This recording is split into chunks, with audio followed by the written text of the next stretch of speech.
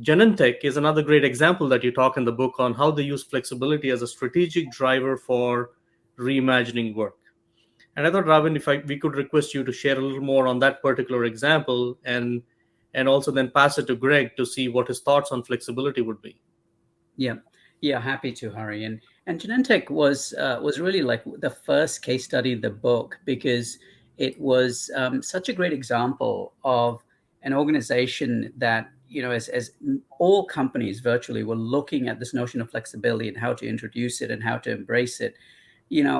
Cynthia and her team were incredibly thoughtful about um, working with us to sort of think about flexibility and not limiting it to the job, right? And so that's where deconstruction came in, because it was used as a way to identify, the opportunities for flexibility across all roles based on the type of the work, the nature of the work, the underlying tasks, and not limiting flexibility to, as many have, to just saying, these jobs have flexibility or opportunities for flexibility and these others don't.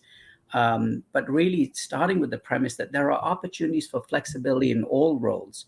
We just have to find them based on the unique tasks that they perform, and recognizing that flexibility is going to look and feel very, very different across these different roles. The other thing that I just want to shout out to Cynthia and her team is Genentech was just a world-class example of change management and rapid agile development. The speed with which they sort of engaged all of their stakeholders and gave them voice in the process, the speed with which they iterated, came up with designs, deconstructed roles, tested them, applied them, prototyped them, and then iterated was truly impressive to behold. But I think it was a great example again of why deconstruction is so essential, because it identified opportunities of flexibility that would not have been possible otherwise.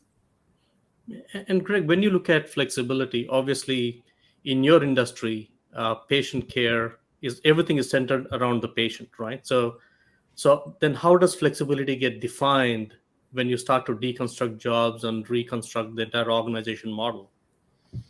First of all, I'm sure all the listeners probably agree, and Robin kind of said it. I mean, flexibility is the new engagement currency. And if an organization isn't thinking about how to ensure that they utilize the workforce in a more flexible way, then I'm a little bit worried about the future of their retention and engagement of the workforce.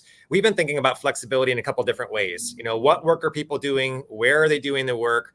When are they doing the work, and how are they doing the work? And, every industry has different levels of flexibility that they're able to apply to any one of those four dynamics. My previous organization, Raytheon, really did, frankly, work without jobs 10, 15 years ago because all the roles and work was project-based. When we say work without jobs at Providence, we're really thinking about deconstructing the work and building either more optimal jobs for our clinicians, because they're very heavily regulated, or allowing our non-clinical folks to have a lot more flexibility and swarming to task-based work that the moment determines that it needs. So for us, I mean, flexibility, we have 20,000 folks currently working from home that we would have never thought about doing prior to the pandemic.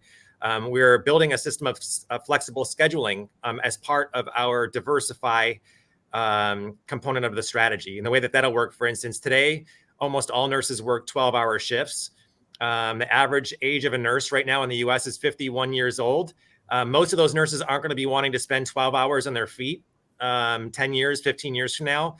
And so we're working to make the schedules more flexible and allow them to vie for a 4-hour schedule at night with job components that are most conducive to kind of how and when and where they want to work. And so I'd say we're deploying schedule flexibility. We're deploying flexibility in hiring. We're deploying flexibility in where people want to work to the extent that we can, given, regulation and certifications.